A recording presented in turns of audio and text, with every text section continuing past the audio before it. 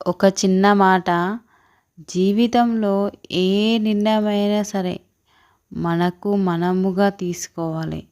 దానివల్ల ఒప్పైనా, గెలుపైనా, ఓటమైనా, తప్పైనా మన బాధ్యత మనకుంటది. ఓకే. మనం అది చేసినప్పుడు తప్పయింది, ఓడిపోయినాము ఆ నిర్ణయం తీసుకోవడం వల్ల. ఇంకొకసారి నిర్ణయం తీసుకునేటప్పుడు తప్పు అనేది కానీ ఏదైనా సరే చెయ్యము. అదే ఇతరుల మీద డిపెండ్ అయ్యి మనం నిర్ణయం తీసుకుంటే ఎప్పటికీ అలానే వాళ్ళ మీదనే డిపెండ్ అయ్యి ఉండాల్సొస్తది. ఒకరి మీద కాకపోతే ఇంకొకరి మీద.